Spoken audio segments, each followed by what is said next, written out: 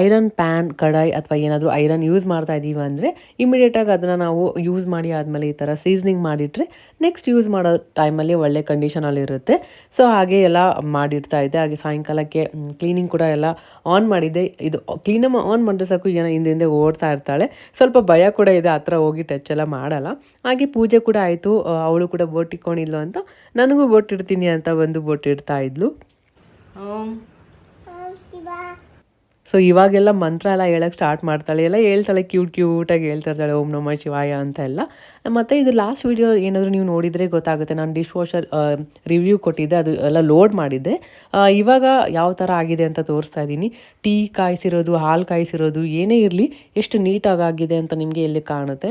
Peeler ಕೂಡ ಎಷ್ಟು ನೀಟಾಗಿದೆ. Tea ಸೋಸೋದಂತೂ ಹೊಸದೇ ಆಗಿಬಿಟ್ಟಿದೆ. ಇನ್ ಡೀಟೇಲಾಗಿ ನಾನು ಯೂಟ್ಯೂಬ್ ವೀಡಿಯೋದಲ್ಲಿ ಶೇರ್ ಮಾಡಿರ್ತೀನಿ. ಹಾಗೆ ಏನೋ ಚಾಕ್ಲೇಟ್ ಬೇಕು ಅಂತ ಹೇಳ್ತಾ ಇದ್ಲು, ಅದಕ್ಕೆ ಒಂದು ಚಿಕ್ಕ ಪೀಸ್ ಕೊಟ್ಟೆ ಅಷ್ಟೇ. ಈ ವಿಡಿಯೋ ಇಷ್ಟ ಆದರೆ ಲೈಕ್ ಮಾಡಿ.